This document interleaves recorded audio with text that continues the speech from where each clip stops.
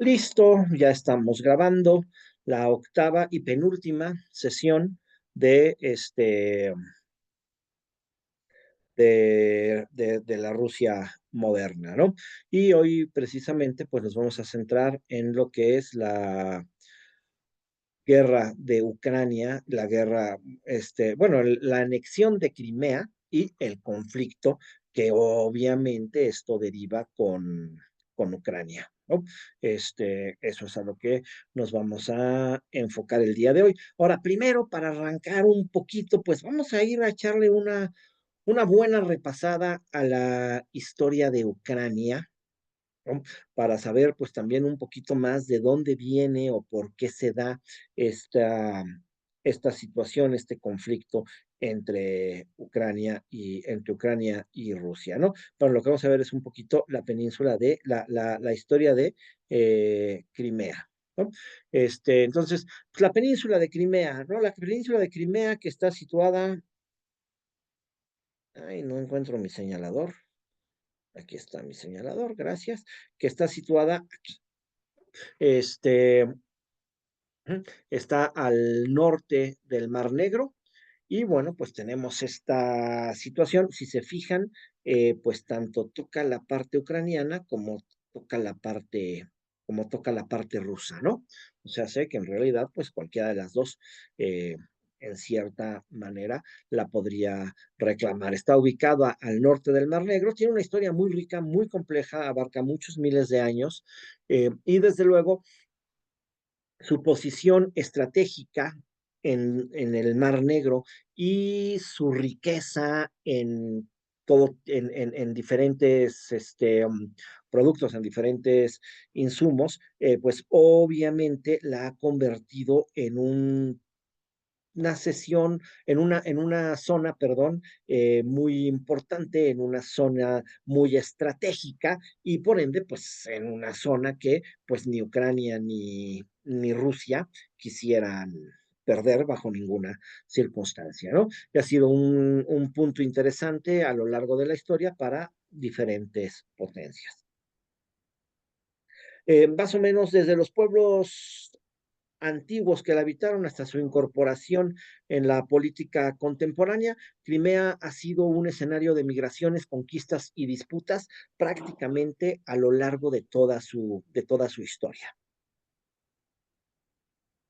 Entonces, pues vamos a echar una revisada muy rápida a la historia de Crimea para tratar de entender un poquito esta situación, ¿no? Aquí lo que les decía, se fijan, pues tanto está pegadita a Ucrania, pero también está pegadita a, a Rusia, ¿no? O sea, no hay lógica que podamos decir le pertenece a una o le pertenece a otra por la continuidad territorial ni nada por el estilo. En la Alta Edad Media, Crimea formó parte del Imperio Bizantino, pero también fue una región influenciada por los házaros. Los házaros son un pueblo túrquico que controlaba una parte importante del Mar Negro septentrional. Entonces, Crimea le pertenecía al Imperio Bizantino, le perteneció durante un buen tiempo al Imperio Bizantino, pero ahí estaban ya también empezando a entrar los pueblos túrquicos y por ahí, por supuesto, también en su momento empezará a entrar el Islam. Durante la... repetí la... Este, ¿no? También experimentó la expansión del cristianismo bizantino, obviamente, ¿no? Haciendo parte de el imperio bizantino, pues claramente es una región influenciada por el cristianismo bizantino. El cristianismo bizantino es el que se convertirá en el cristianismo ortodoxo. Este, que, bueno, como ya sabemos, pues termina por separarse por separarse del catolicismo y por tener sus diferencias con el catolicismo, y en el 1054 se excomulgan las dos iglesias y todas estas cosas, ¿no?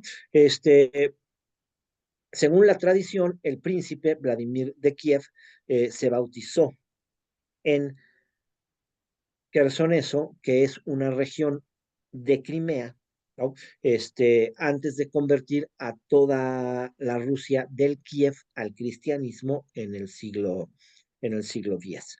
Aquí, bueno, pues algo importante también es los orígenes del pueblo ruso, como ya los vimos hace mucho, no sé si todavía se acuerden, espero que sí, pero como ya los vimos hace mucho, los orígenes del pueblo ruso están claramente en Ucrania, la primera Rusia que se funda, el primer lugar en donde se establece el pueblo de los Rus, estos vikingos, es en la región de Ucrania, el primer principado de Rusia está en el Kiev. Si se acuerdan, después se funda un siguiente principado en Moscú y poco a poco la importancia de Moscú va creciendo y la importancia de Kiev va decayendo y luego ya empezarán a llegar otros pueblos a Ucrania, desde luego, que generarán las diferencias lingüísticas que tienen claramente Ucrania y Rusia. Pero si nosotros seguimos la historia de Rusia hasta los orígenes del pueblo ruso, pues acuérdense que esta en realidad empieza en Kiev. Y es ahí en Kiev donde el príncipe Vladimir se convierte al cristianismo en el siglo X, ¿no? Precisamente cuando, pues, en la Edad Media está el cristianismo avanzando, todos los reyes se han ido convirtiendo al cristianismo y finalmente el propio Vladimir entiende que si no se convierte, pues su reino empezará a quedarse aislado. La influencia más importante de Rusia es la influencia que viene desde luego de Constantinopla y por eso finalmente Vladimir se convierte al cristianismo ortodoxo, al cristianismo bizantino, aunque en el siglo X no estaban separadas las iglesias todavía, ¿sí? Pero de cualquier manera ya había diferencias en los rituales, ya había diferencias en la estructura y bueno, finalmente pues Vladimir se convierte a este cristianismo ortodoxo y desde ahí convierte a todo el principado. Y desde ahí, aunque estamos todavía en Kiev, pero desde ahí obviamente se va a convertir después el principado de Moscú y de ahí todo Rusia terminará por adoptar el cristianismo ortodoxo.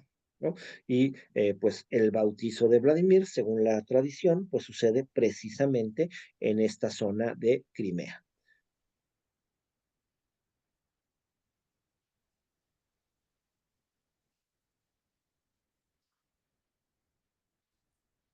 A partir del siglo X, partes de Crimea quedan bajo la influencia de la Rus del Kiev, ¿no?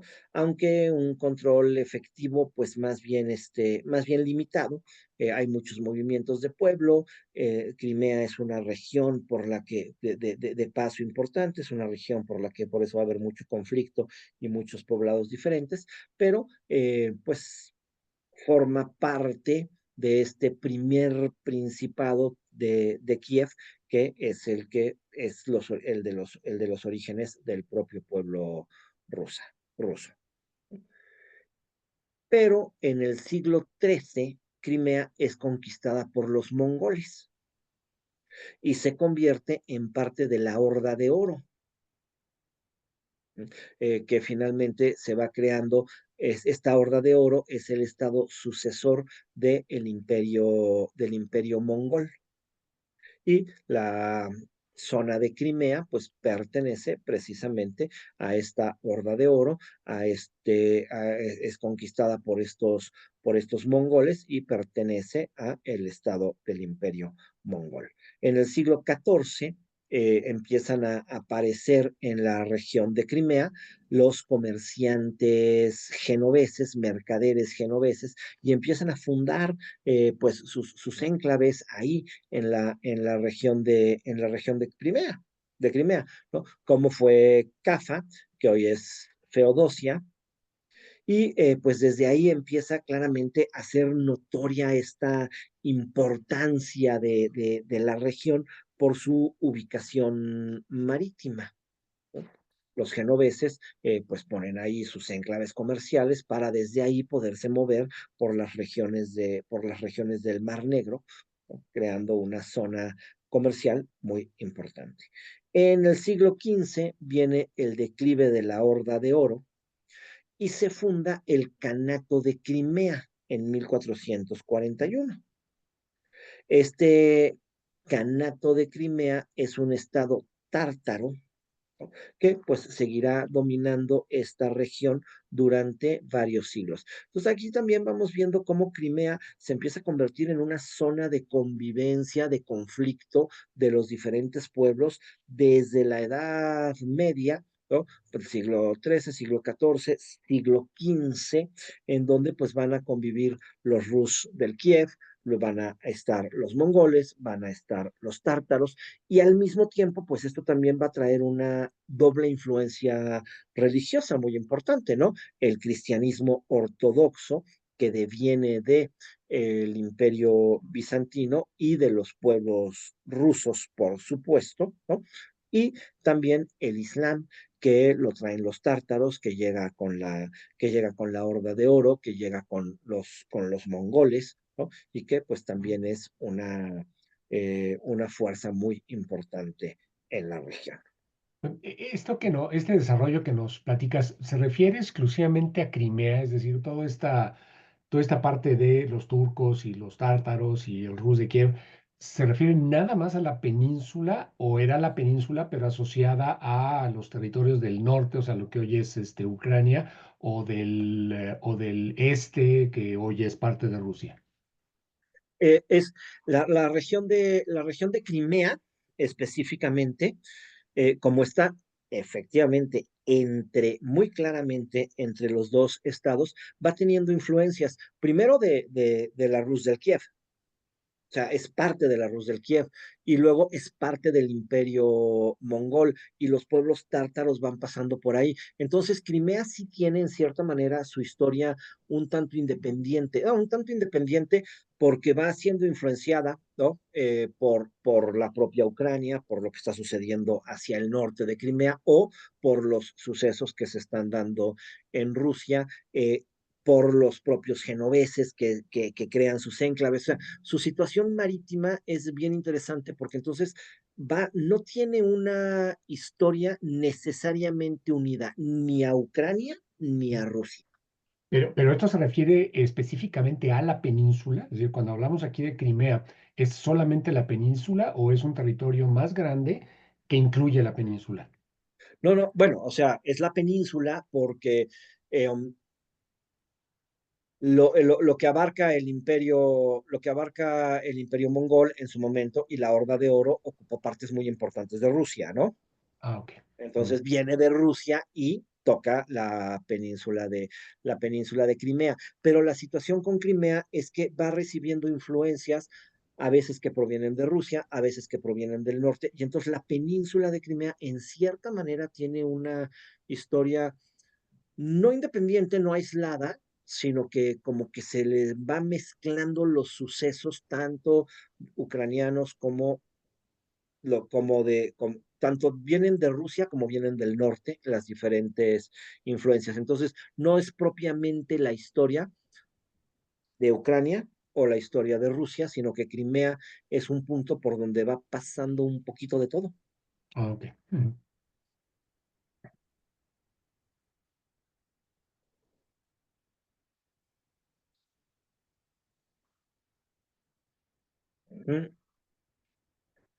Los tártaros de Crimea además practicaban la esclavitud a gran escala y pues esto hace que vayan capturando miles, yo no sé por qué de repente me corrige miles por millas el corrector ortográfico, algo debo de hacer mal yo, este, miles de personas en incursiones por Europa del Este para venderlas en mercados otomanos.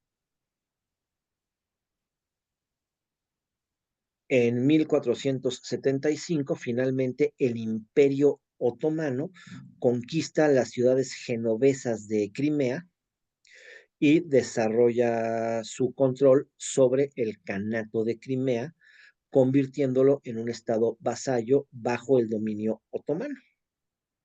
Y Para el Imperio Otomano, desde luego, Crimea se convierte en un baluarte estratégico en sus guerras contra Rusia y contra Europa del Este.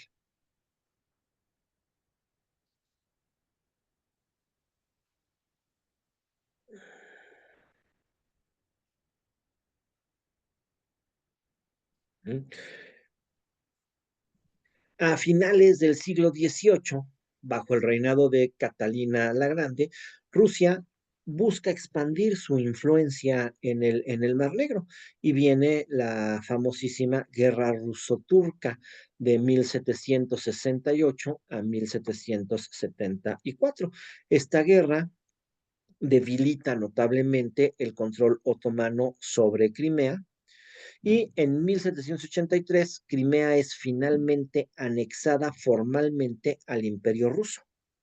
Eh, Igual que para los otomanos era un enclave estratégico en el Mar Negro, pues ahora para los rusos se convertirá en este enclave estratégico en el Mar Negro, ¿no? De hecho, a partir de aquí Rusia empezará a tener una presencia notable y una armada en el Mar Negro, precisamente utilizando las bases de Crimea.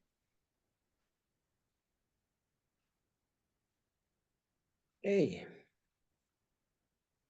sí, perdón. Ujú.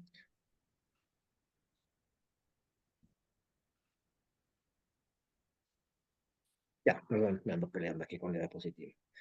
Eh, la anexión rusa, pues obvio, ya marca el declive del poder tártaro en la región, pero pues se nos queda ahí en Crimea una mezcla importante de pueblos. Desde luego, muchos tártaros empiezan a emigrar hacia el Imperio Otomano y los que permanecen en la Crimea anexada a Rusia, bueno, pues se enfrentan desde luego a la lógica discriminación o a la asimilación cultural, ¿no? Entonces estos tártaros pues también poco a poco van tomando la cultura y el idioma y demás y van pues pareciéndose a los rusos o se van y se quedan en las regiones que siguen perteneciendo al Imperio Otomano. La guerra de Crimea es después un enfrentamiento entre Rusia y una coalición de potencias europeas, donde entran el Reino Unido, Francia y el Imperio Otomano, precisamente buscando otra vez el control de los territorios otomanos en declive. Estamos en la época, el enfermo de Europa, empieza la decadencia del Imperio Otomano y entonces ahora Reino Unido, Francia, el propio Imperio Otomano, Rusia, pues empezarán a pelear nuevamente por el control de esta región y es la famosísima guerra de Crimea, ¿no? Claro, la guerra fue especialmente devastadora para Crimea por ser el principal escenario de las hostilidades. Sebastopol sufre un asedio prolongado. Rusia finalmente pierde la guerra, pero logra mantener el control de Crimea. La derrota, desde luego, expone a un imperio ruso ya claramente débil, ¿no? Y a partir de esta guerra, el propio imperio ruso pues empieza también a acelerar sus reformas internas para tratar de mantenerse pues también a la par con Europa. Pero ya Rusia claramente tiene el control de Crimea en estas épocas. Una vez que llega la Revolución Rusa, o sea, para cuando llega la Revolución Rusa, para cuando tenemos la Revolución Bolchevique, Crimea es parte del Imperio Ruso. ¿Sí? O sea, desde la época de Catalina la Grande, con todo y las guerras que hubo y las problemáticas y lo que ustedes quieran, pero desde la época de Catalina la Grande, Crimea había quedado anexada al imperio ruso. Entonces, después de la revolución de 1917, eh, bueno, donde Crimea, por cierto, fue un campo de batalla importante durante la guerra civil entre los bolcheviques y las fuerzas blancas contrarrevolucionarias, pero Crimea en este momento, pues claramente pertenece al Imperio Ruso y por ende pasará a pertenecer a la Unión Soviética. En 1921, Crimea es incorporada a la Unión Soviética como la República Autónoma Socialista Soviética de Crimea. O sea, con una relativa autonomía, claramente lo que demostró Rusia a lo largo de toda su historia es que esta autonomía era bastante falsa, ¿no? Pero bueno, es una de las repúblicas, es la República Autónoma Socialista Soviética de Crimea. En la Segunda Guerra Mundial, Crimea tiene una situación complicada. Crimea fue ocupada por la Alemania nazi entre 1941 y 1944. Aquí, la población tártara va a ser acusada de colaborar con los nazis. Y en 1944, Stalin, que ya ven que les gustaba esto de las deportaciones masivas contra los pueblos que no se adaptaban al mandato soviético, ¿no? Entonces Stalin ordenará la deportación masiva de los tártaros de Crimea a regiones de Asia Central. Por supuesto, esto con la consecuencia que suelen tener este tipo de deportaciones en la Rusia soviética, ¿no? Como lo vimos con los georgianos, como lo vimos con muchos pueblos de la Rusia soviética, pues con la respectiva muerte de decenas de miles de tártaros, ¿no? Y claro, alterando profundamente la composición demográfica de la región. En 1954, Nikita Khrushchev decide transferir Crimea de la República Socialista Federativa de Rusia a la República Socialista de Ucrania. En realidad, esto no tiene mayor importancia al pensar que, pues todo, al final del día, es la Unión Soviética.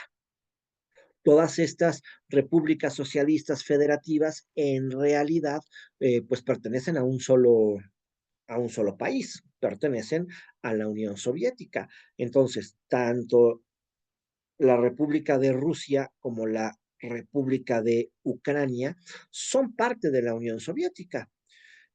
Crimea estaba bajo el control de Rusia y Nikita Khrushchev, que nota al margen, es ucraniano, decide transferir el control de, el control de Crimea a Ucrania para conmemorar los 300 años de la unión entre Ucrania y Rusia. Esa transferencia, pues, en ese momento histórico, pues en realidad no tiene ningún impacto político importante. Ambas repúblicas eran parte de la URSS y pues simple y sencillamente, pues no pasa nada, no hay un cambio interesante en la vida de los habitantes de Crimea, ni nada por el estilo, ¿no? Pero claro, esto generará la problemática a la hora de la independencia.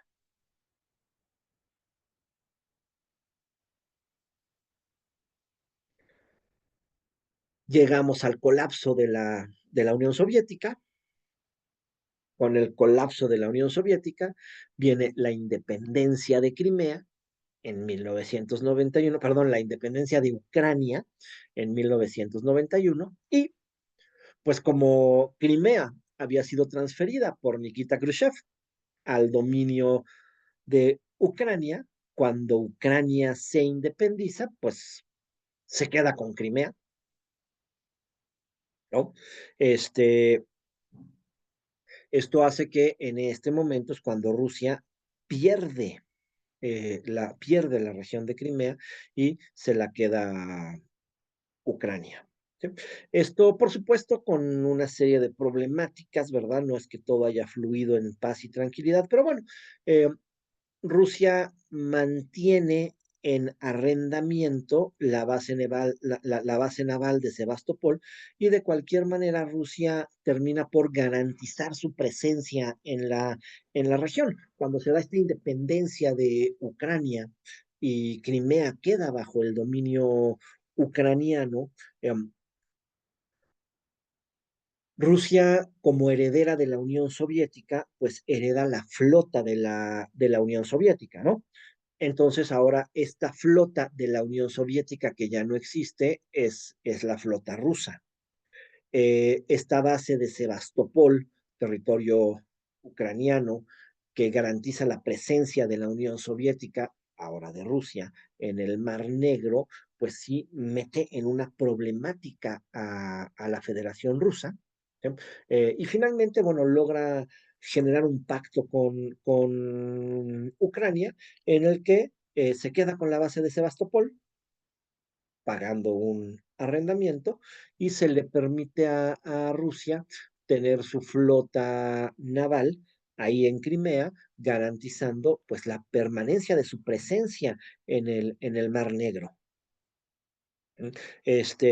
También Rusia pierde una parte muy importante de la flota soviética, desde luego, ¿no? A la hora de desintegrarse la Unión Soviética, pues las repúblicas que van surgiendo, las que tenían bases marítimas importantes, las que tenían barcos, las que, pues es una merma para la flota rusa. De hecho, la flota de Crimea, pues tal cual, terminan por repartírsela entre Rusia y Ucrania.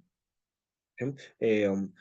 Rusia pierde, por ende, la mitad de la flota del Mar Negro, pero mantiene el control de Sebastopol bajo la figura de arrendamiento y mantiene su presencia militar. Y pues esto mmm, tranquiliza la situación de momento, ¿no? Ahora, con todos los cambios que se vinieron dando, desde la invasión, desde la conquista de Rusia de la época de Catalina la Grande, este, la población de Crimea claramente se ha ido rusificando. La población más diferente era la población de los tártaros musulmanes, los tártaros que provienen de este imperio otomano. Pero acuérdense que pues cuando Crimea, perdón, es conquistada por Rusia en un primer momento, los tártaros empiezan a emigrar voluntariamente. Los tártaros no, pues no comparten la cultura de los rusos. Los tártaros se van, los rusos llegan. Eh, y luego viene además la expulsión de Stalin y pues saca más tártaros todavía, ¿no?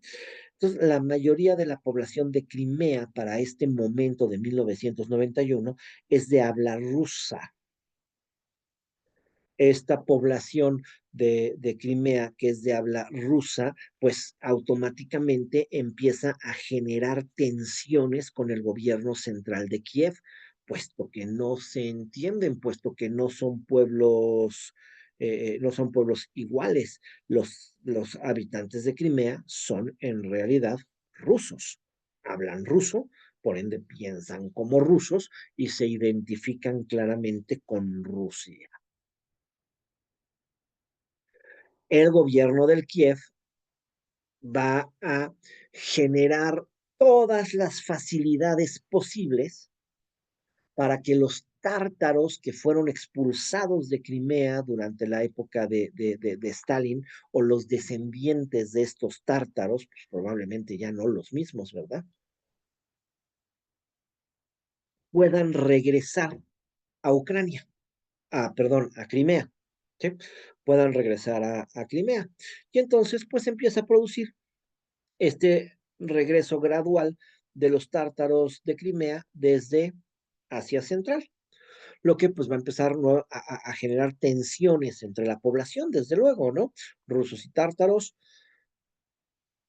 son dos pueblos diferentes en idioma, en cultura, en tradiciones y en religión. Por ende, pues está este regreso de los tártaros también empezará a generar una tensión interna importante en la zona de Crimea.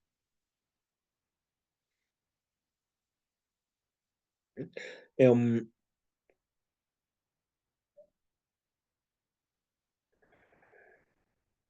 la historia de Crimea, si vemos toda esta situación, cómo se fue dando, pues la historia de Crimea claramente refleja la importancia estratégica y cultural y esta situación de haber sido un punto de encuentro y conflicto entre los imperios, estados y culturas durante mucho tiempo, ¿no? Em, el último pueblo, bueno, el último pueblo hasta el siglo XX que había tenido el control de la región de Crimea había sido la Unión Soviética, ¿no? Desde el siglo XVII, claramente el imperio ruso había tenido el dominio de la región de Crimea, pero bueno, si nosotros vemos a lo largo de la historia, Crimea, pues pasaron muchos pueblos por ahí, tuvo todo tipo de influencias, tiene una influencia importantísima del cristianismo ortodoxo, pero también tiene una influencia importantísima del islam. Con la expulsión de los tártaros, esto digamos que se había vuelto más rusa, Crimea, pero pues hábilmente cuando empieza la problemática y demás, Ucrania facilita el regreso de los tártaros y pues crea un conflicto interno en la región de Crimea.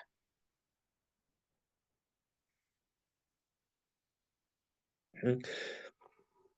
Después de toda esta situación conflictiva del siglo XX, en la que pues, se da la independencia de Ucrania en 1991 y Rusia pierde este territorio importantísimo de Crimea, regresan los tártaros, todo, pues finalmente en 2014 Rusia decidirá anexarse la península de Crimea, ¿no?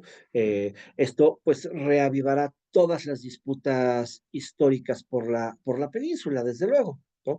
Y se convertirá en un centro importantísimo de la política internacional contemporánea, ¿no? Y empezarán las tensiones sobre la soberanía nacional y pues se abrirán toda una serie de conflictos y de intereses geopolíticos a partir de esta anexión de Crimea al territorio ruso.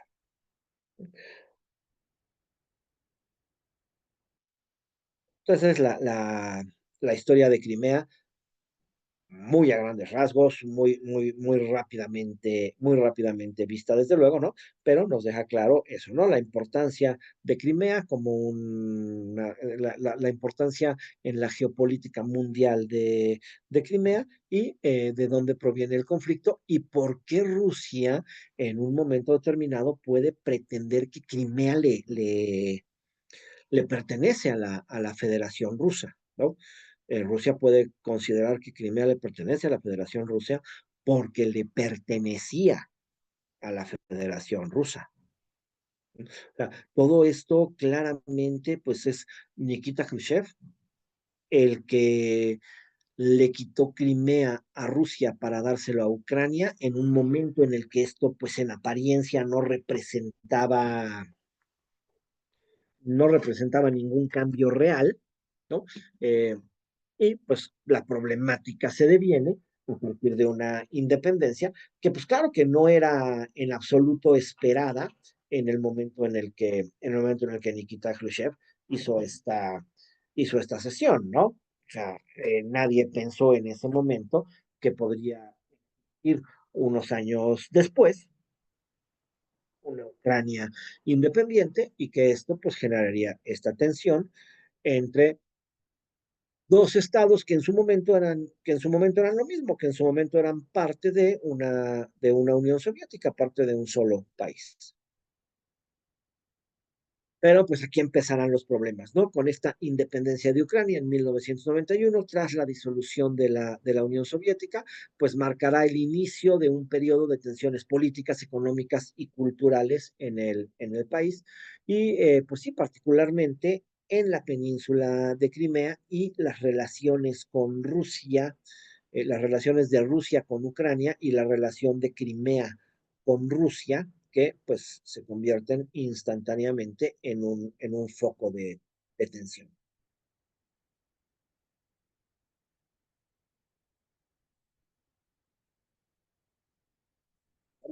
La complejidad histórica y geopolítica de Ucrania pues, tiene un papel importantísimo aquí. Había sido parte de la esfera soviética durante décadas y por ende compartía también lazos económicos, culturales y étnicos profundos con Rusia. La mayor parte de la población de Crimea es población de habla rusa.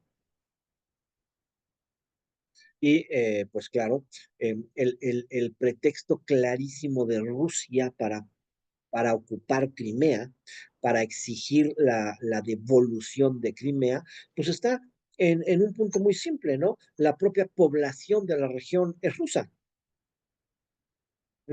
Pero claro está que la problemática va mucho más allá de si los habitantes de Crimea tienen o no tienen derecho a la autodeterminación, si los referéndums que se hicieron en Crimea fueron o no fueron legales, si en realidad más que nada pues es la importancia estratégica de el lugar. En 1991, tras la firma de el acuerdo de del Basha, del Basha, que ya lo habíamos visto, la Unión Soviética deja de existir formalmente, Ucrania se convierte en un estado independiente y pues esto trae la consagrada problemática para la región para la región de Ucrania. Este evento marca un cambio drástico en el panorama político y económico de Europa del Este y trae desafíos significativos para las nuevas repúblicas independientes, desde luego para Ucrania en primer lugar. Pues toda la fragmentación de la Unión Soviética pues empezará a tener una problemática muy interesante y Ucrania también toma un papel muy simbólico en todo este conflicto. Pues de cierta manera lo que se intenta manejar en los medios de comunicación todo el tiempo es que la suerte de Ucrania puede ser la suerte de cualquiera de las repúblicas que se independizaron de Rusia, ¿no? En cierta manera, lo que se maneja pues en la propaganda mundial, en la publicidad mundial, digámoslo, ¿no? Es esta situación de, mira Estonia, mira Letonia, mira Georgia, mira Azerbaiyán, mira, ¿no? Lo que Rusia está haciendo con Ucrania, te lo puede hacer a ti en cualquier momento. Entonces, el foco sobre Ucrania, el foco sobre Crimea, queda muy claro y queda muy claramente en esta situación de decir, todas las repúblicas que fueron Rusia, pues aguas, porque sí vean lo que Rusia está haciendo con Ucrania. Y entonces eso puede pasar con cualquiera de las repúblicas. ¿No? Desde luego, decir que Putin quiere recuperar el control de todos los territorios que le pertenecieron a la Unión Soviética para, pues en cierta manera, poner focos rojos en toda la zona.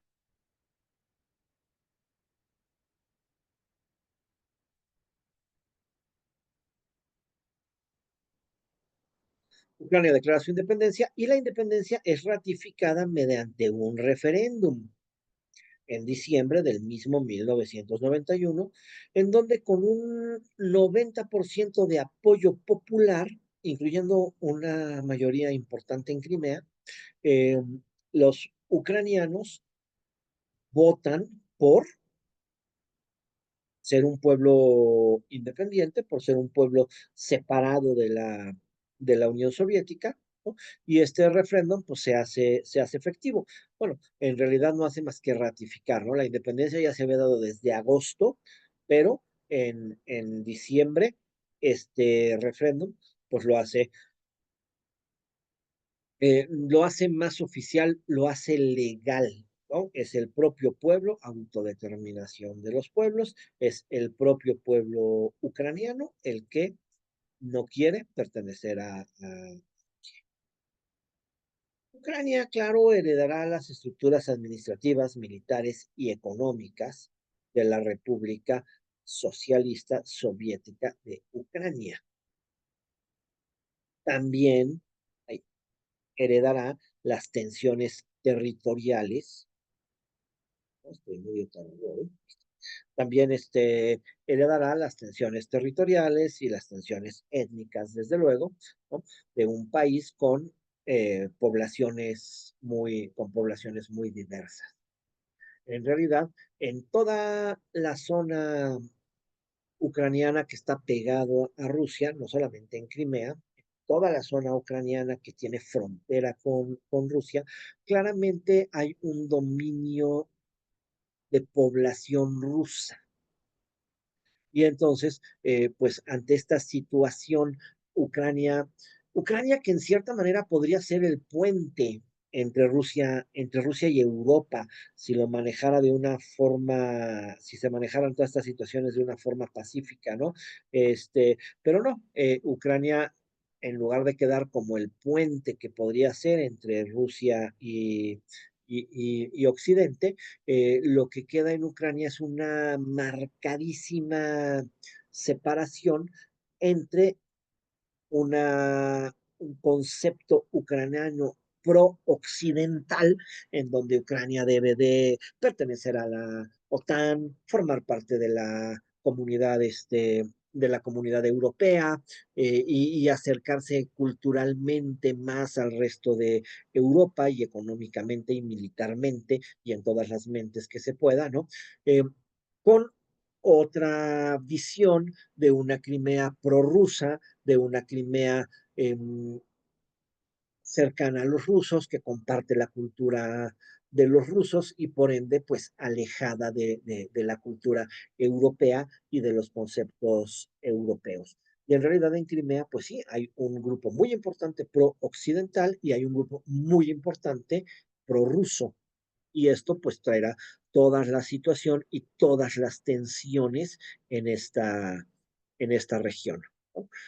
Cuando Ucrania pertenecía a la Unión Soviética, ya existía claramente una tensión separatista, puesto que los ucranianos que hablan ucraniano no se identifican con Rusia, pero los rusos que viven en Ucrania claramente se identifican con Rusia. Entonces, pues esta problemática, por supuesto, es heredada por la República de Ucrania, ya separada de la Unión Soviética, ¿no?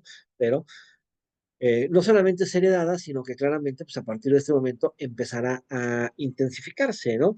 Tanto los pro Occidente como los prorrusos empezarán, lógicamente, a radicalizarse.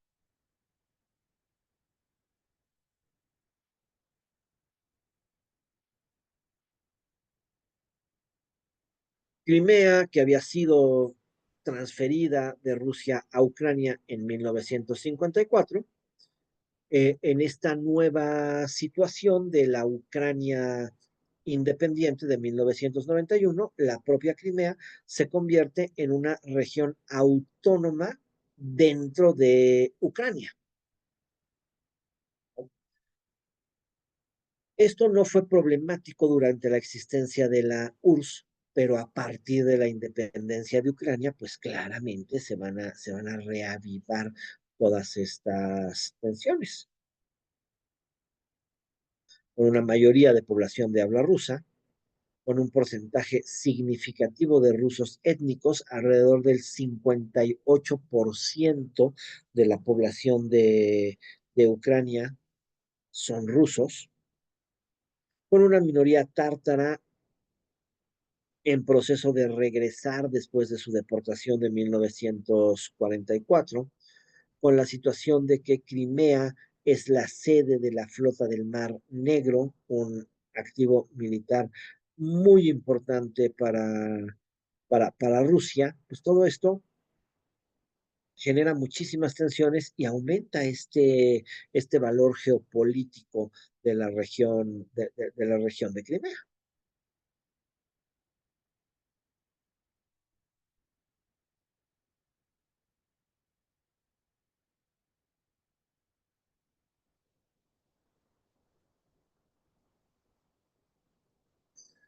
Ucrania, por su parte, hereda una composición cultural y lingüística diversa, ¿no?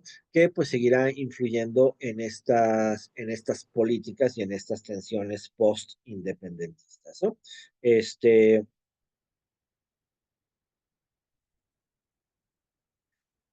en en la zona oeste de Ucrania prevalece una identidad más cercana a Europa central y a Europa occidental, con un fuerte nacionalismo ucraniano, mientras que en el este y sur, incluidas precisamente Crimea y la región de Donbass, la población es predominantemente de habla rusa y mantiene lazos históricos y lazos culturales con Rusia.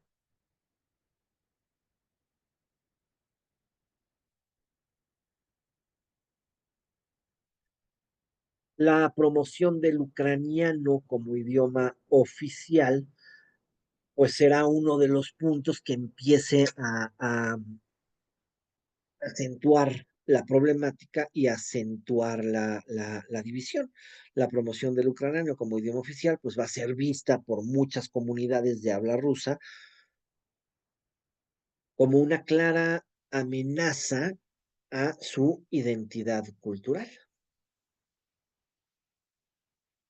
Esto sumado a la transición de una economía planificada soviética a una economía de mercado, pues va a traer una serie de dificultades muy fuertes, ¿no? Eh, así como Rusia enfrentó esta problemática enorme del cambio de economía, desde luego Ucrania sufrirá exactamente la misma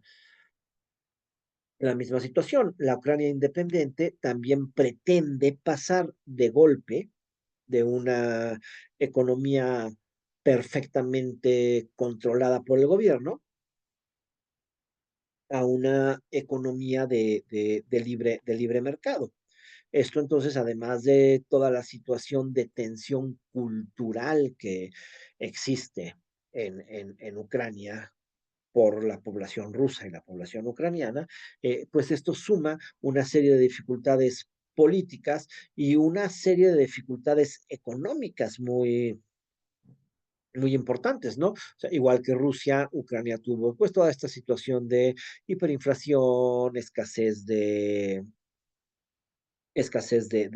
productos y de bienes, quiebra masiva de fábricas con el respectivo desempleo que lógicamente esto genera, ¿no? O sea, Ucrania enfrentó pues eso, la hiperinflación, la caída de la producción industrial, el aumento del desempleo, ¿no?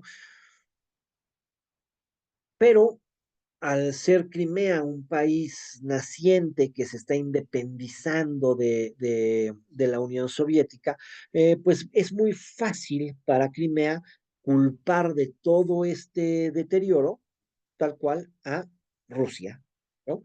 Este, y entonces esto va a generar, de hecho, los propios gobiernos de Crimea, los primeros gobiernos no, que son claramente prorrusos, pero los gobiernos que empiezan a aparecer a partir de la Revolución Naranja, que son pro-occidentales, pues dedicarán gran parte a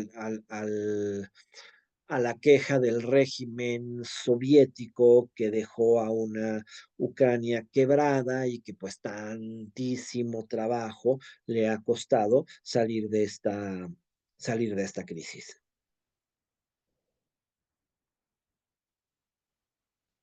Esto nos arrastrará, no nos arrestará, esto nos arrastrará claramente hacia los movimientos separatistas en Crimea,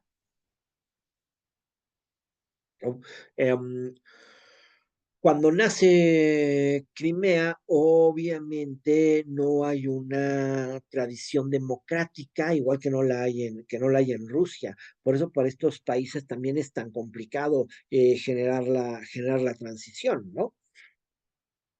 Entonces, al no haber instituciones democráticas consolidadas, pues esto, al ser un lugar en donde ya de por sí existía una corrupción generalizada, pues esto va a complicar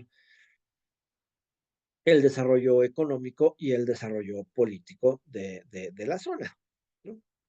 En enero de 1991, antes de la independencia de Ucrania, Crimea celebró un referéndum para restablecer su estatus como república autónoma dentro de la URSS. Esta medida, esta petición de Crimea fue aprobada por el 93% de los votantes. ¿No?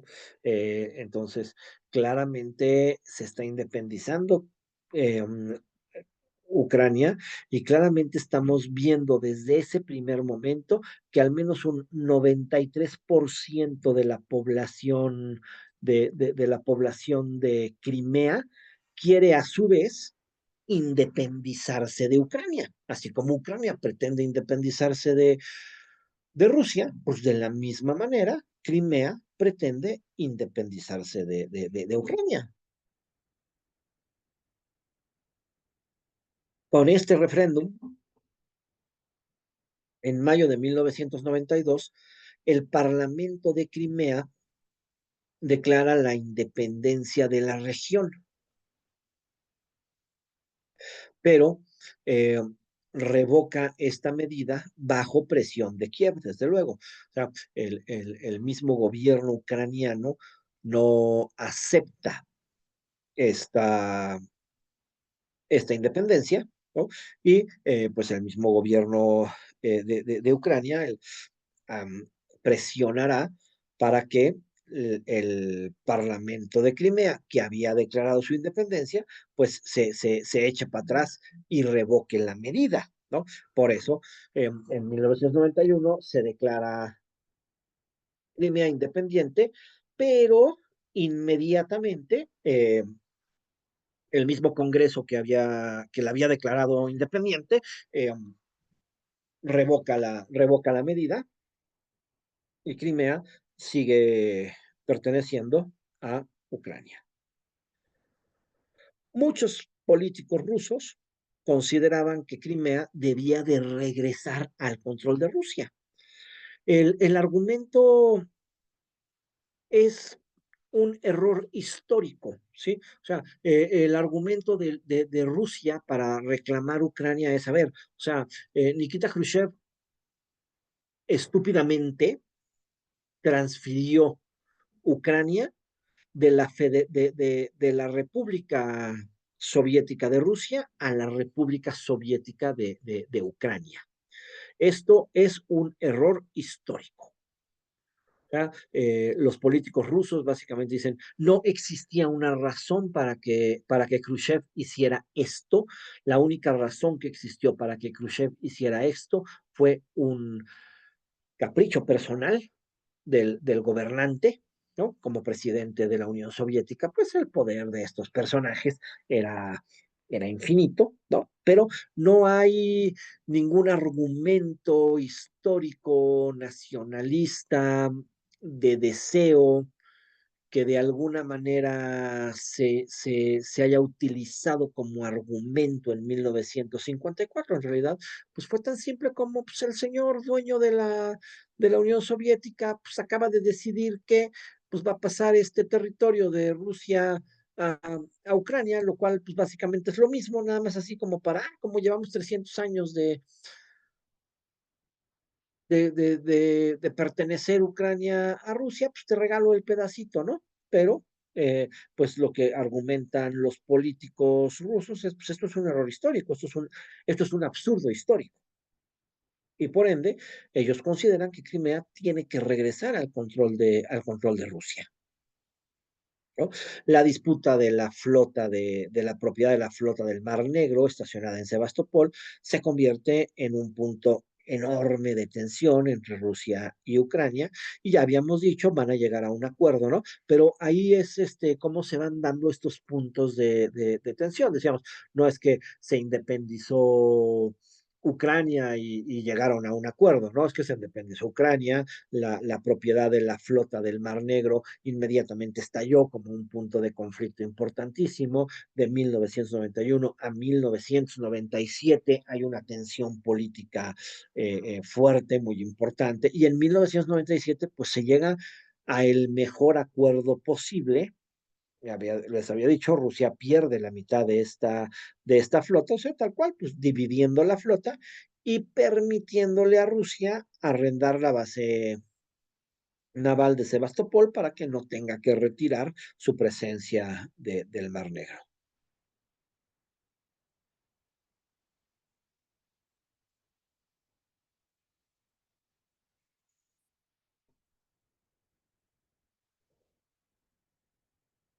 Con toda esta situación, como se está dando, Europa claramente empieza a apoyar a Ucrania y empieza a apoyar que Crimea pertenece a Ucrania y demás, ¿no? Rusia va a utilizar su posición como principal proveedor de gas natural para ejercer una influencia sobre Ucrania. Ucrania, aunque se independice, depende claramente de el gas ruso para su consumo energético, ¿no? Y Rusia, a su vez, depende de los gasoductos que pasan por Ucrania para transportar gas al resto de Europa, ¿no? Rusia le vendía gas a Alemania, a Polonia, a la propia Ucrania, desde luego, ¿no? Y para poder proveer este gas a Europa del Este, a la propia Alemania o a la propia Ucrania, pues había construido gasoductos y estos gasoductos pasan por Ucrania.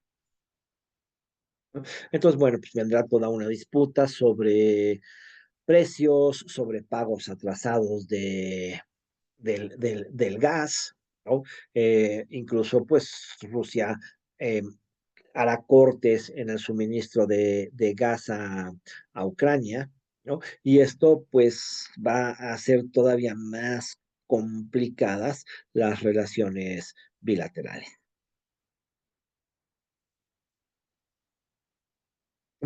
Eh, Ucrania busca equilibrar sus relaciones entre Occidente y Rusia y las tensiones se van intensificando, ¿no? Eh, Sectores políticos en Ucrania, especialmente en el este, empiezan a impulsar la integración de Ucrania con la Unión Europea y con la OTAN. Y Rusia intenta mantener a Ucrania dentro de su esfera de influencia, ofreciéndole incentivos económicos y fomentando relaciones con las regiones prorrusas de Ucrania.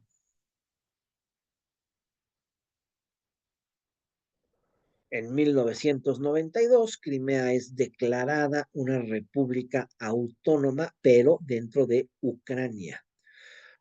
Tiene su propia constitución, tiene su propio parlamento, ¿sí? O sea, se le permite un cierto grado de autogobierno, ¿no? Pero le pertenece a Ucrania. Las tensiones entre el Kiev y Ucrania pues persisten y se acentúan claramente, ¿no? Puesto que es un grupo muy importante de ucranianos los que se identifican claramente con Rusia. En 1994, Crimea elige como presidente a Yuri Meshkov, ¿no?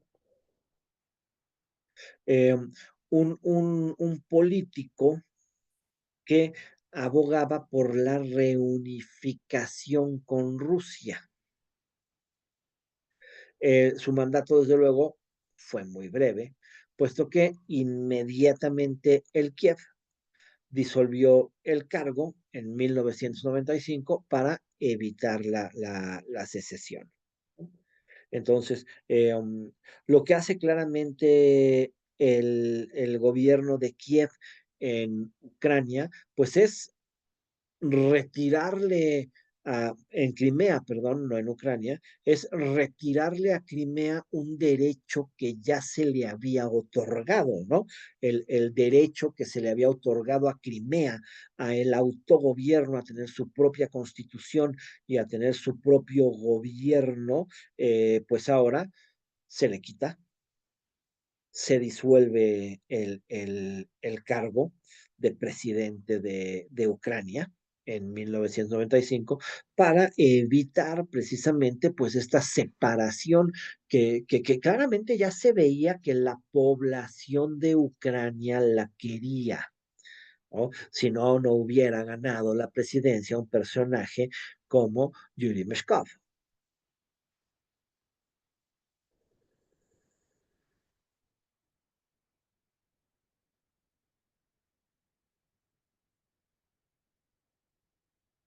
Mientras los tártaros siguen regresando, ¿no?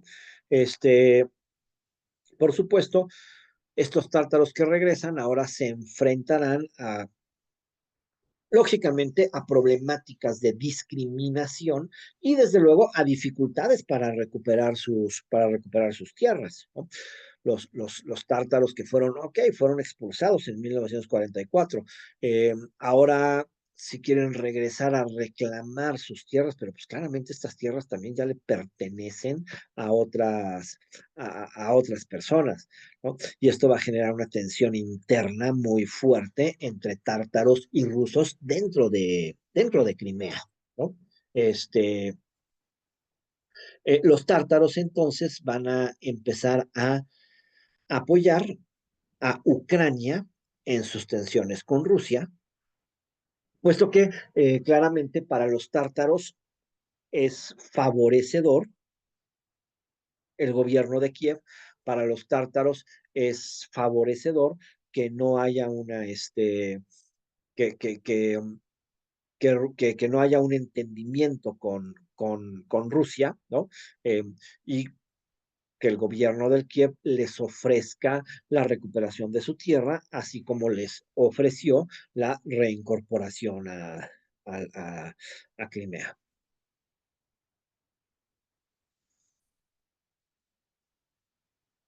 El conflicto en Ucrania terminará eh, con la anexión de Crimea por parte de Rusia en 2014. Y esto desencadenará a su vez otra guerra, la guerra en la región del Donbass, ¿no? Que también trae toda la misma serie de factores políticos y geopolíticos que se están dando en la región de Ucrania, ¿no? Que se han venido gestando durante décadas antes del estallido del conflicto, ¿no? Factores que incluyen tensiones históricas, divergencias en la política interna de Ucrania, rivalidades geopolíticas entre Rusia y Occidente, dinámicas internas muy complicadas dentro de la propia Ucrania, ¿no? Especialmente en esta separación muy clara en las regiones del este y del sur con el resto del territorio ucraniano. Ya no hay un control ruso a partir de 1991. Ucrania y otras repúblicas soviéticas pues, se separaron de Rusia y ahora están luchando por mantener su independencia, y Rusia está luchando por mantener su influencia en la región, ¿no? Región que es claramente una región histórica de influencia rusa. Este, Ucrania, como una de las repúblicas más importantes de la URSS en términos de población, economía y recursos, pues representaba una pérdida enorme para Moscú. Crimea es pues algo que se puede claramente recuperar y que hay muchas razones y muchos argumentos para recuperarla, ¿no? Una mayoría de población rusa, y desde luego la importancia estratégica como base de la flota del Mar Negro, ¿no? Pues esto abre todas las tensiones. Rusia considera toda esta región como vital para su seguridad y proyección de poder en el Mar Negro y en el Mediterráneo. Desde la disolución de la Unión Soviética, eh, Rusia considera estos territorios de suma importancia y considera estos territorios trascendentes. Tan es así que existe este pacto no escrito entre Gorbachev y Ronald Reagan, en donde Reagan le asegura a Gorbachev que ni Estados Unidos ni la OTAN intervendrán en la zona de influencia de la Unión Soviética, ¿sí? La promesa era no unificar a la OTAN, a ningún país que hubiera pertenecido al Pacto de Varsovia, y mucho menos unificar a la OTAN a países que se independizaran de Rusia. Pero lo primero que hace la OTAN es violar estos acuerdos, no con Ucrania, con Estonia, Lituania y Letonia, ¿no? Este, entonces, Rusia pues está luchando por mantener su influencia en esta zona, ¿no? Ucrania es una de las repúblicas más importantes, desde luego, ¿no? Porque además pues tiene una riqueza muy importante en recursos, lo que pues sí representaba una pérdida significativa para Moscú, ¿no? Crimea, con la mayoría de la población rusa, con su importancia estratégica como base de la flota del Mar Negro, pues se convierte en un punto focal de tensiones. Rusia considera la región como vital para su seguridad y para su proyección de poder en el Mar Negro y en el Mediterráneo.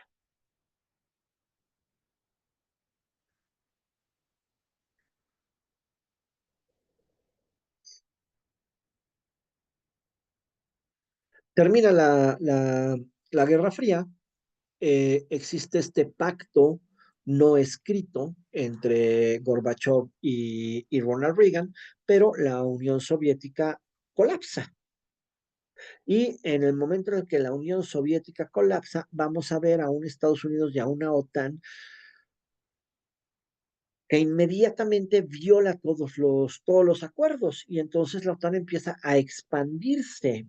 Y esto, claro, es percibido por Rusia como una amenaza directa a su seguridad. Claro, la Rusia de Vladimir Putin, pues no tiene mucho para, perdón, la Rusia de Boris Yeltsin, pues no tiene mucho para dónde hacerse y para dónde responder. Pero desde el primer momento, el gobierno ruso de Yeltsin le hace los reclamos pertinentes a la OTAN. Y el argumento de la OTAN es que su expansión tiene como objetivo consolidar la estabilidad en Europa, ¿no? En Moscú claramente lo ve como una intromisión en su esfera de influencia y y como un peligro para la soberanía rusa.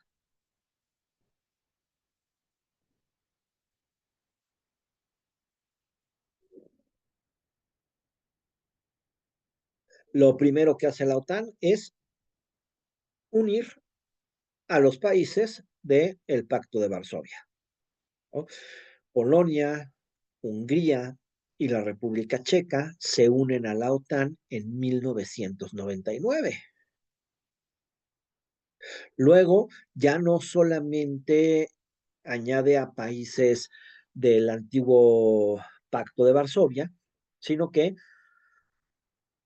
añade a países que eran claramente parte de la Unión Soviética, ¿no? En 2004, las repúblicas bálticas, Estonia, Lituania y Letonia, también se unen a la OTAN.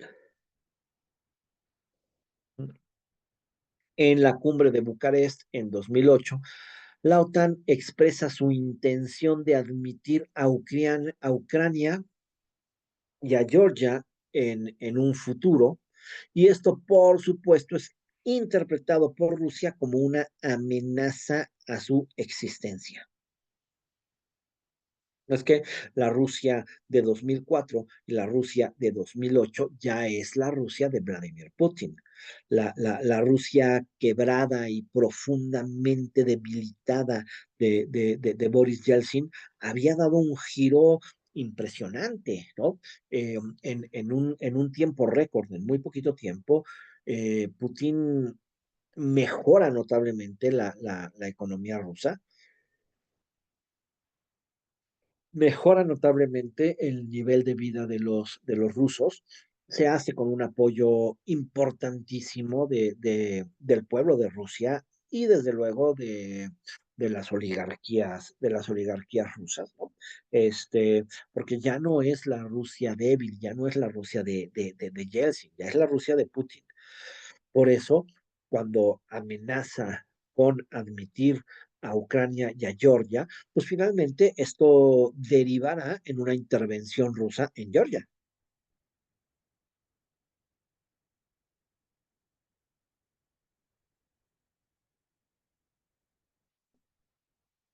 Por supuesto, la Unión Europea y Estados Unidos pues veían a Ucrania como un país clave en su estrategia para limitar la influencia de Rusia en Europa del Este. Sí, sí, claramente la expansión de la OTAN no es mera coincidencia, ¿verdad? No es que la OTAN diga, ay, nos caen un rete bien estos güeyes, ¿verdad? Claramente es una estrategia militar y es una estrategia militar que efectivamente, tal como Putin lo dice y tal como Putin lo defiende, pues sí, es una estrategia para limitar la influencia de Rusia en Europa del Este, ¿no? Ucrania es un enclave muy importante en este aspecto, porque está ahí, está exactamente entre Rusia y Europa Occidental. Es el corredor estratégico para el tránsito de gas y petróleo hacia Europa. Para Europa y para Estados Unidos, tener una Ucrania independiente y fuerte sería una carta pues pesadísima para que Rusia pueda negociar con Estados Unidos y con Europa. Acordémonos, dentro de esta negociación, por supuesto, el gas y el petróleo son elementos estratégicos de la misma, ¿no? El tener grandes recursos en gas y grandes recursos en petróleo le daban a Putin la la facilidad de ejercer una presión diferente, de ejercer una presión importante,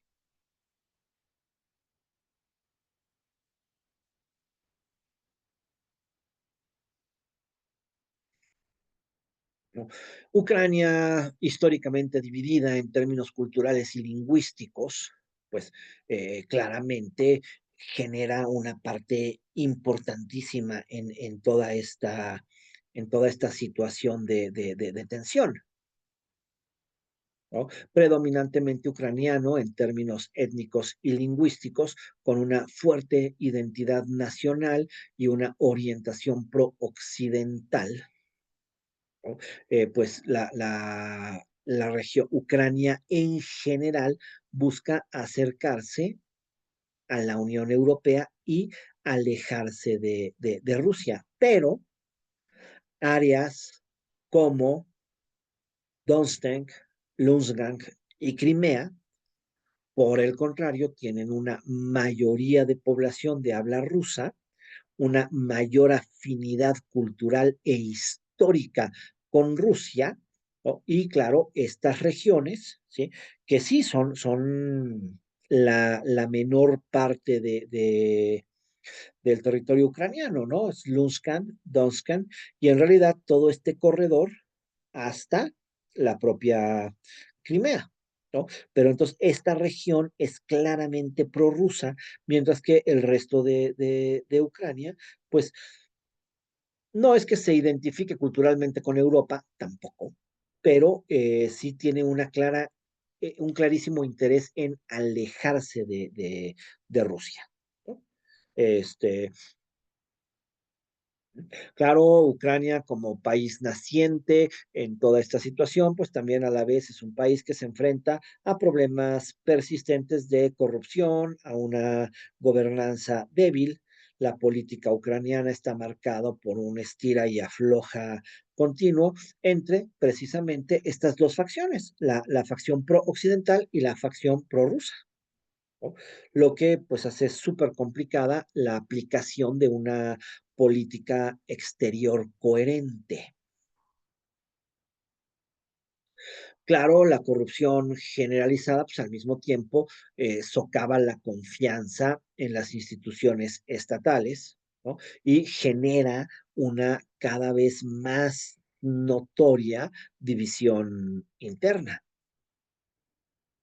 Y el momento clave en todas estas tensiones es la Revolución Naranja de 2004, este, cuando, pues precisamente ante el triunfo de un presidente claramente prorruso, desde 1991 hasta 2004, en cierta manera Rusia había mantenido una influencia importante en Ucrania y muchos de los presidentes ucranianos habían sido presidentes prorrusos y Rusia y Ucrania por eso se había mantenido más cerca de Rusia que de Occidente.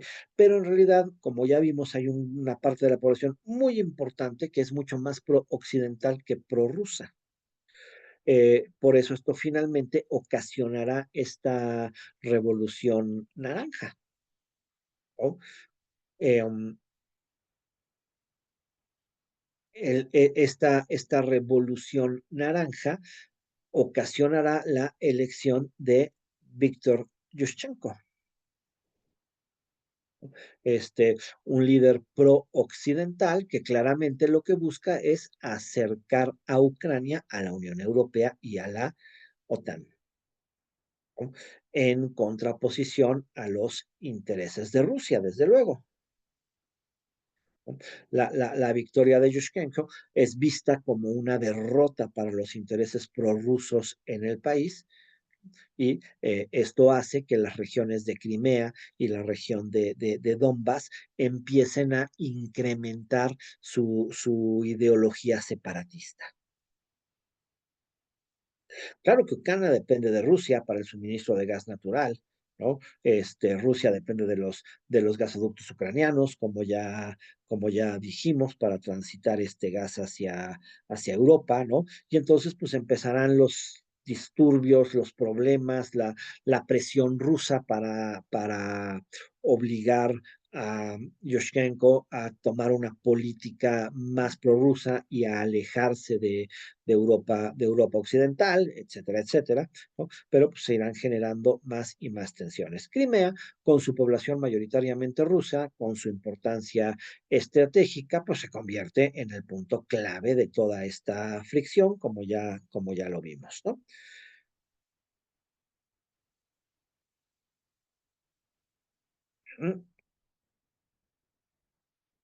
En noviembre de 2013, el presidente Víctor Yanukovych suspende las negociaciones para un acuerdo de asociación con la Unión Europea, optando por estrechar sus lazos con Rusia.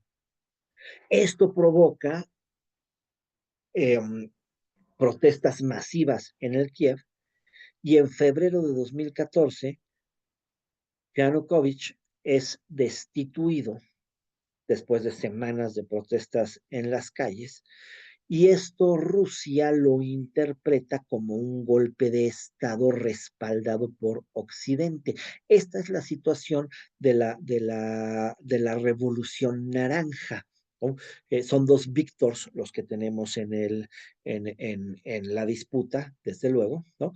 Este, la Revolución Naranja precisamente le da derrota a Víctor Yanukovych y lleva a la presidencia a Víctor Yushchenko.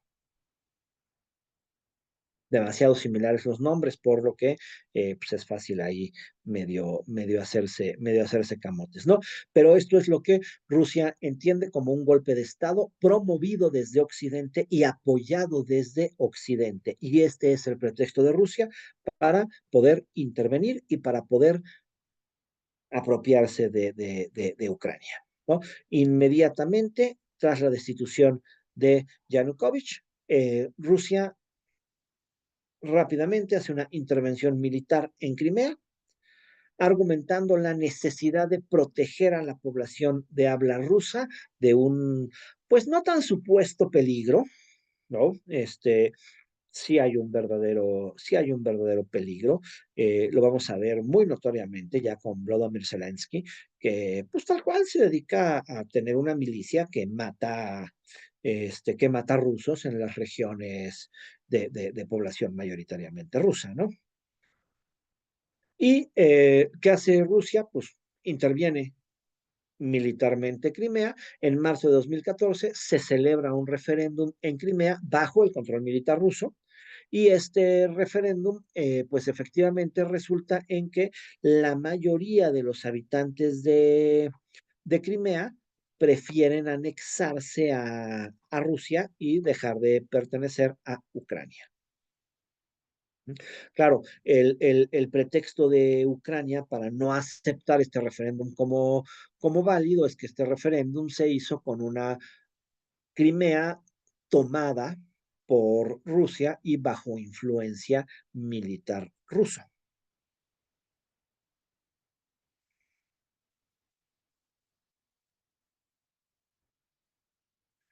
Esto,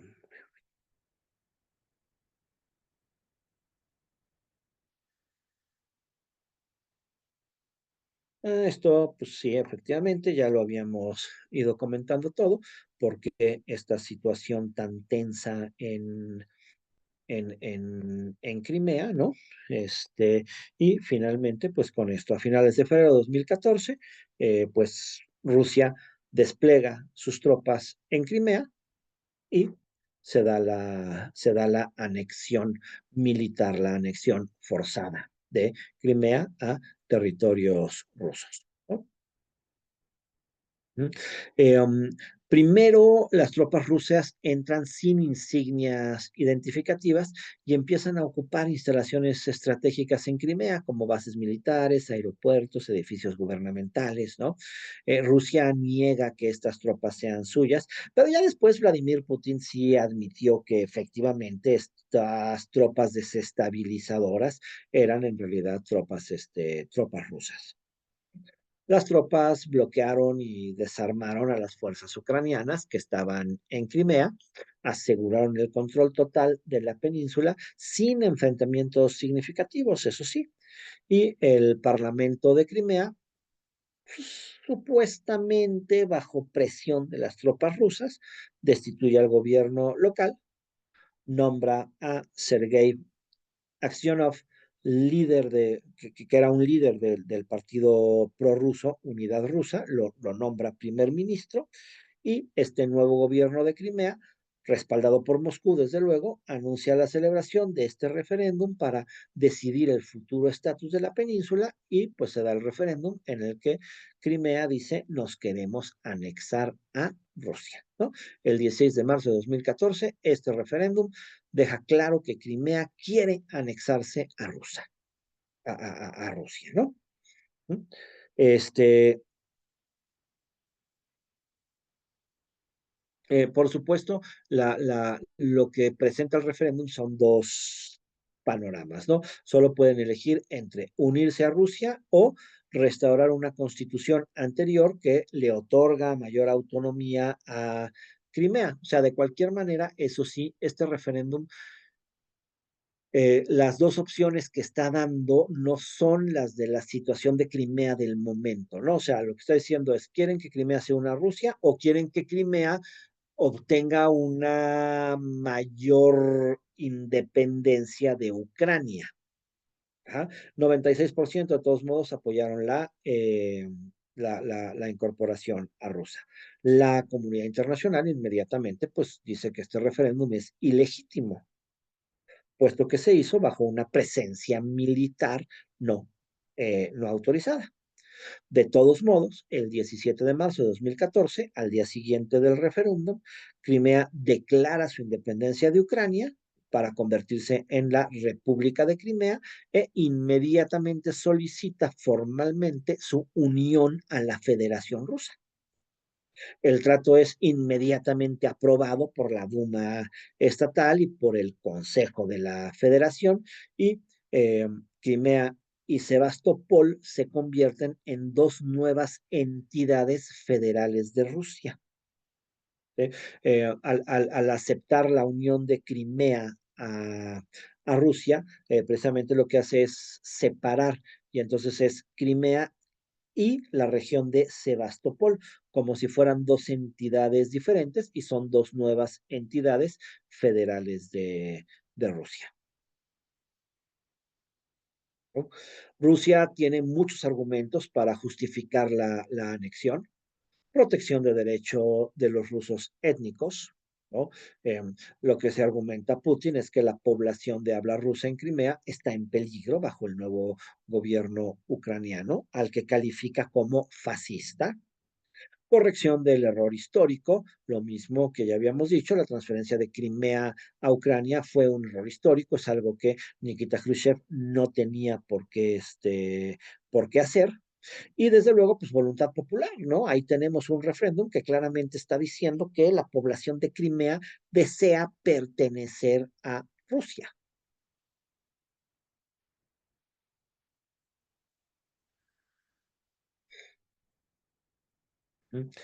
La Asamblea General de Naciones Unidas aprueba una resolución declarando inválido el referéndum y reafirmando que se tiene que respetar la integridad territorial de Ucrania.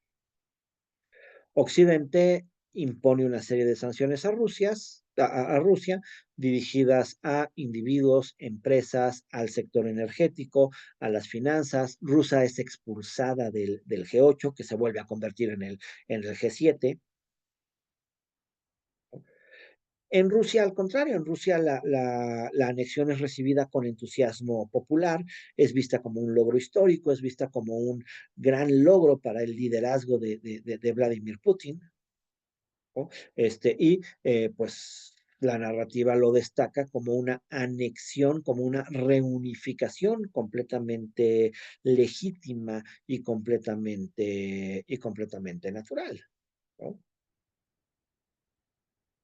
El costo en territorio ¿cómo se llama? Y en recursos para Ucrania, pues es enorme.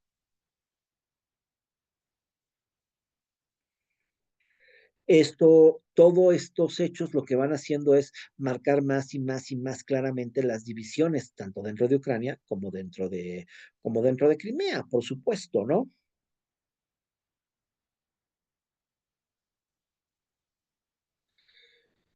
Esta anexión es lo que marca ya la ruptura definitiva entre Rusia y Occidente. A partir de esta anexión, pues veremos una situación de confrontación geopolítica enorme, ¿no? Rusia convierte a Crimea nuevamente en su base militar, amplía con esto su presencia en el Mar Negro, desde luego, ¿no? Ya no lo tiene repartido con Ucrania, ahora sí Crimea es de Rusia, Sebastopol es de Rusia, y por ende el puerto y toda la marina que está establecida ahí, pues es de Rusia. Sí, las sanciones occidentales tienen un impacto importante en Rusia, le limita el acceso al crédito internacional, debilita sectores clave de Rusia, ¿no? Pero Rusia, de todos modos, invierte mucho dinero en Crimea, en infraestructura, servicios públicos. Esto le representa a Rusia al mismo tiempo una carga económica importante. Pero Rusia lo que va a hacer para solventar todas estas sanciones que le está imponiendo Occidente, desde luego Rusia tiene dos factores, es un país que sabe sobrevivir con muy poquito, la población rusa sabe sobrevivir con muy poquito desde tiempos históricos obvios, ¿no? Y además, pues Rusia lo que va a hacer inmediatamente es fortalecer sus relaciones con Oriente.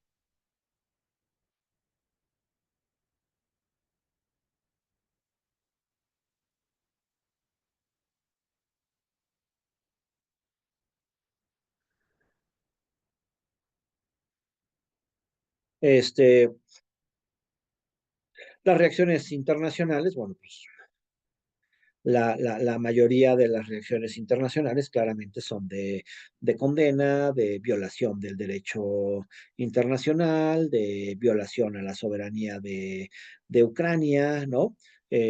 Pocos países respaldarán la posición de Rusia, ¿no? Sino que más bien, pues todo será un, pues una condena a Rusia y a las políticas de Putin, ¿no? Estados Unidos condena enérgicamente la anexión de Crimea, la califica como una violación de la soberanía de Ucrania y un acto contrario al derecho internacional. Barack Obama, presidente de Estados Unidos en el momento, expresa que Rusia está en el lado equivocado de la historia y denuncia la anexión como una agresión territorial sin precedentes en Europa desde la Segunda Guerra Mundial.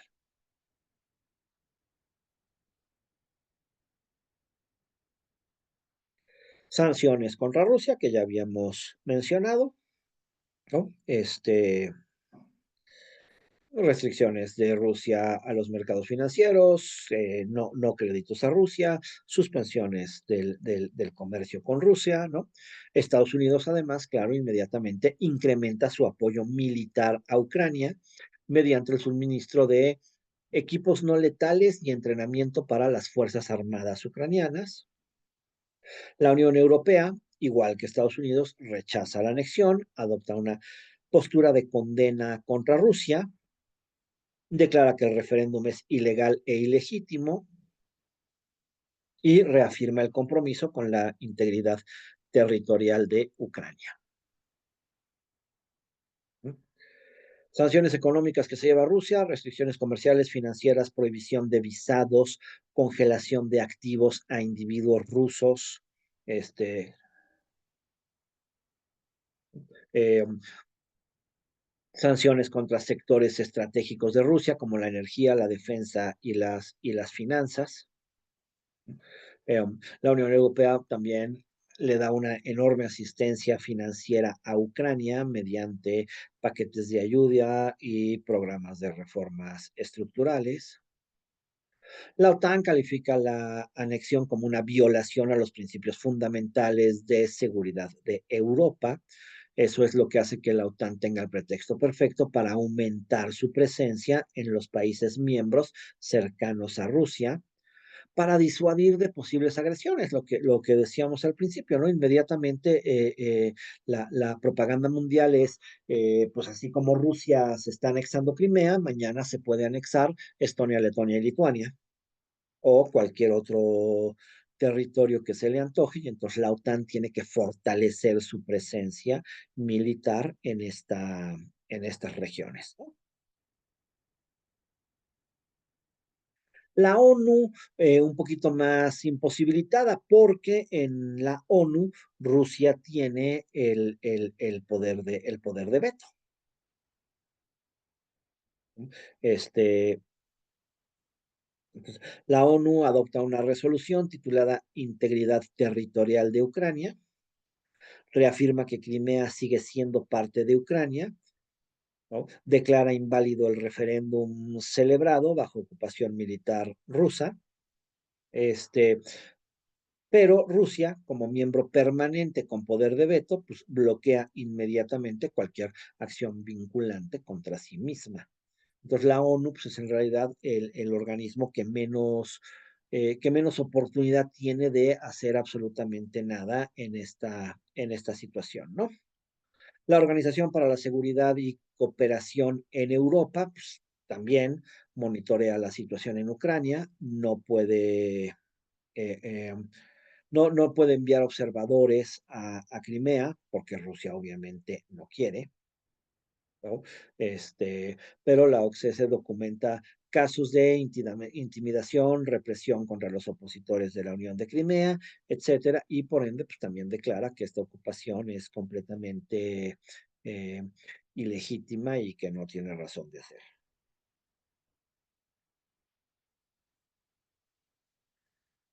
Los países que sí apoyan a Rusia, ¿no? Bueno, pues son países que históricamente, desde luego, tienen conflicto con Occidente en general, ¿no? Entonces, los países que apoyan abiertamente a Rusia o se declaran claramente neutrales, pues China, ¿no? Evita apoyar explícitamente a Rusia, pero adopta una postura ambigua, se abstiene de votaciones en la ONU, enfatiza la necesidad de resolver el conflicto mediante el diálogo, pero pues así como no apoya expresamente a Rusia, pero tampoco apoya las resoluciones de la ONU, ¿no? Siria, Venezuela, Corea del Norte y Bielorrusia apoyan abiertamente a Rusia y reconocen la anexión de Crimea, destacando su alineación política con Moscú. Desde luego, Siria, Venezuela, Corea del Norte, países que claramente están en conflicto con la ONU y con Occidente en general, ¿no?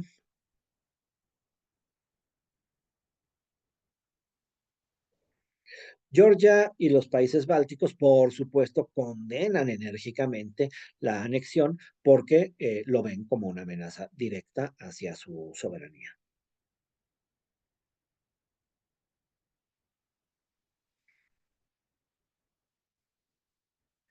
Aquí me voy a ir rápido. Los impactos, pues los impactos en realidad ya los hemos visto mucho, ¿no? La confrontación entre Rusia y Occidente, la reaparición de una nueva guerra fría, en donde otra vez, pues, Rusia y Occidente están enfrentados y están en esta amenaza permanente, nuevamente bajo esta situación terrorífica de la garantía de la mutua destrucción garantizada, ¿no? La OTAN incrementa sus gastos en defensa, pero pues eso en realidad no es más que un estado de amenazas permanente, ¿no? Las sanciones económicas, que ya las mencionamos, entonces vámonos rápido de esta zona. Las divisiones en el sistema internacional sí quedan claras, ¿no? Aunque la mayoría de los países no apoya a Rusia, los países que sí apoyan a Rusia son países fuertes y son países que implican un peligro, ¿no? Hoy por hoy, desde luego, el más peligroso es Corea del Norte, que Corea del Norte esté declarando un apoyo abierto e incluso ya un apoyo con tropas a Rusia, pues sí es algo pues que pone nervioso a todo el planeta, ¿verdad? La pérdida para Ucrania, pues sí es una pérdida grande, ¿no? Ucrania pierde 27.000 kilómetros cuadrados, pero sobre todo pierde una región clave muy importante por su ubicación geográfica y por sus recursos naturales, ¿no? Rusia obtiene el control completo de toda la flota del Mar Negro, quitándole a Ucrania pues, un recurso estratégico muy, muy importante. Y las reservas de petróleo y gas natural, que pues son el otro enclave importantísimo. Lo otro que pierde claramente Ucrania es que además Crimea era uno de los destinos turísticos más importantes de Ucrania. Hoy, desde luego, no es destino turístico de nadie, no creo que nadie tenga ganas de ir a Crimea en este momento, ¿no? Pero, pues sí, Ucrania además pierde un enclave turístico importantísimo.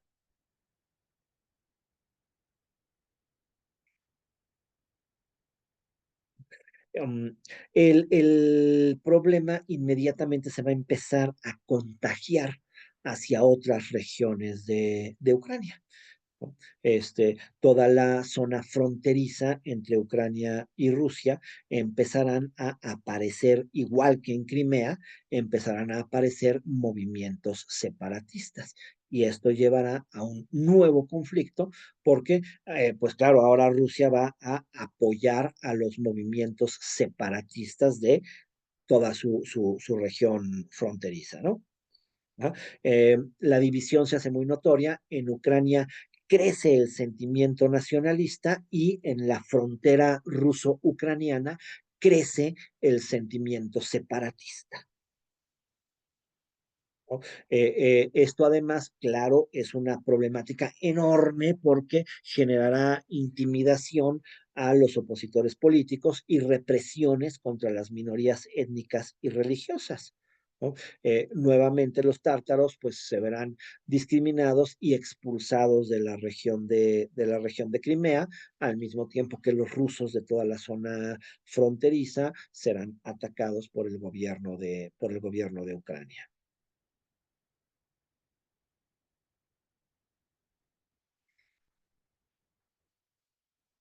¿no? Eh, entonces viene la problemática de Donetsk y Luhansk, ¿no? Que igual Rusia ahora va a empezar a apoyar los movimientos separatistas en estas regiones, ¿no?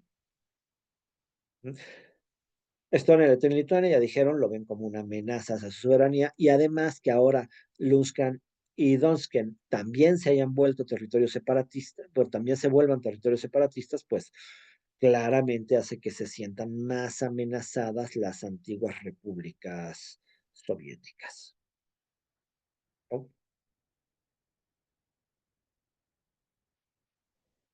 Mm,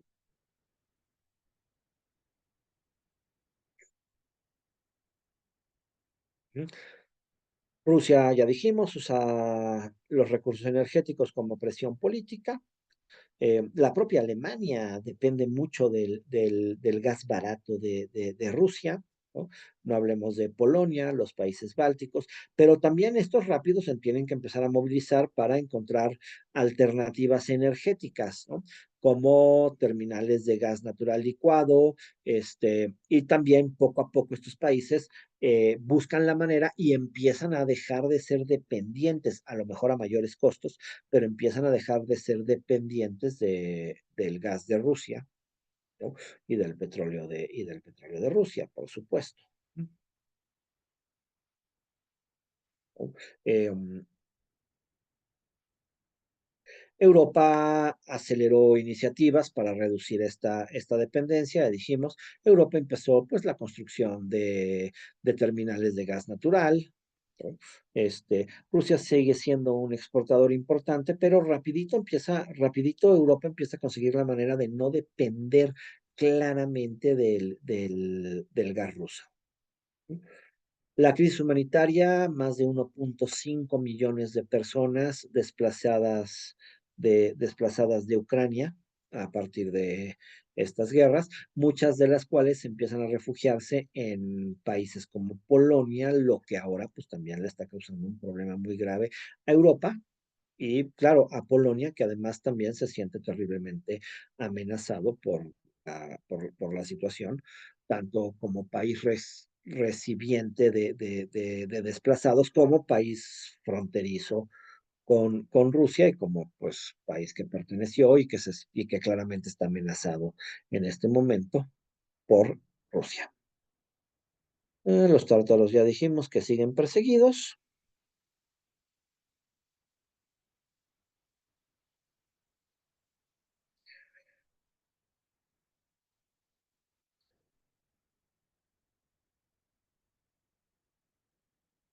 Y pues la región del Donbass, que inmediatamente también empiezan a surgir los movimientos separatistas, ¿no?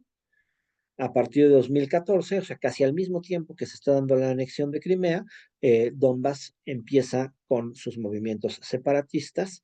Esta región también tiene una situación muy clara, es una región clave, es una región industrial muy importante del este de Ucrania, es una región conocida por sus yacimientos de carbón, ¿no? Es una región que desarrolló muchísima industria pesada durante el periodo soviético. Entonces, cuando esta región ucraniana se convirtió en una región en una región industrial muy importante, muchos rusos también empezaron a migrar a esta zona. Por eso, desde la época de la URSS, claramente, gran cantidad de rusos entran a esta zona fronteriza ucraniana y por eso empieza a haber una identificación más clara de esta región con Rusia que con Ucrania, ¿no?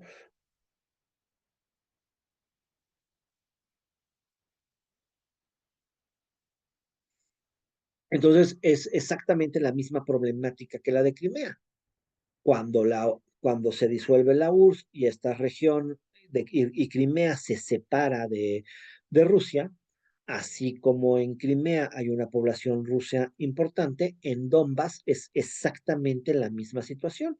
Hay una desconexión con el gobierno central, no les parece bien que el ucraniano se convierta en el idioma oficial de Ucrania, sienten amenazada su identidad cultural rusa y entonces pues también toda esta zona fronteriza pues surgen por eso los movimientos independentistas. Además, la economía de Donbass se viene abajo.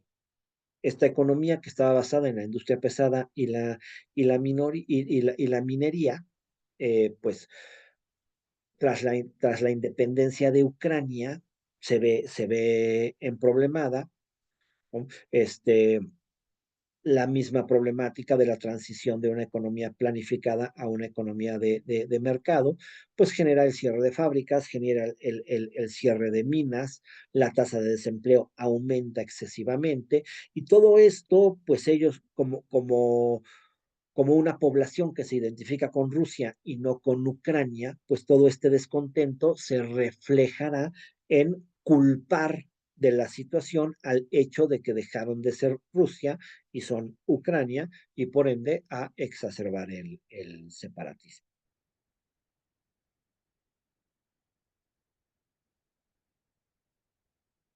¿No?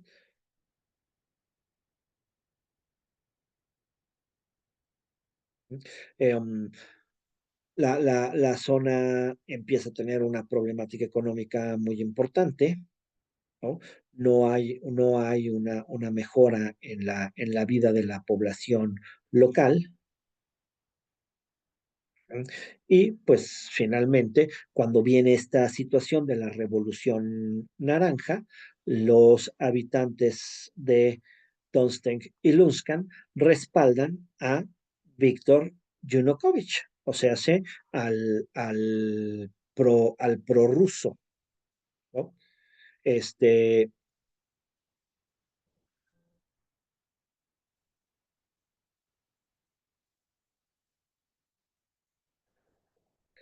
la Revolución Naranja así genera exactamente el mismo efecto en Crimea que en la región de Donbass. Cuando triunfa un político pro Occidente, pues automáticamente las regiones de Donbass empiezan a levantarse en contra de del gobierno central, ¿no? Este, La mayoría de la población de Donbass consume medios de comunicación rusos, desde luego. Los medios de comunicación rusos promueven una narrativa completamente favorable a Moscú, una crítica al gobierno de Kiev, ¿no? Promueven la influencia de Rusia en Donbass, ¿no? Este, y pues entonces en esta región pues es mucho más importante para perdón, en esta región es muy claro pues que la mayoría de la población es prorrusa, ¿no? En cuanto se da la anexión de Crimea, empiezan las protestas prorrusas en las principales ciudades de Donbass. Empiezan igual a tomar edificios administrativos en Donetsk y Luhansk y en otras ciudades, empiezan a exigir la autonomía y la independencia, el mismo fenómeno que en Crimea. Se supone que estas tropas son tropas independientes, que nadie sabe de dónde salieron, después se reconocerá que efectivamente son tropas rusas, ¿no? Eh, Se separan. Se crea la República Popular de Donetsk, que se proclama el 7 de abril de 2014, la República Popular de Luhansk, que se proclama el 27 de abril de 2014. Y ambas regiones inmediatamente organizan sus respectivos referéndums en los que se afirma que la mayoría de la población apoya la independencia. Otra vez, los resultados no son reconocidos internacionalmente. Los movimientos separatistas crecen.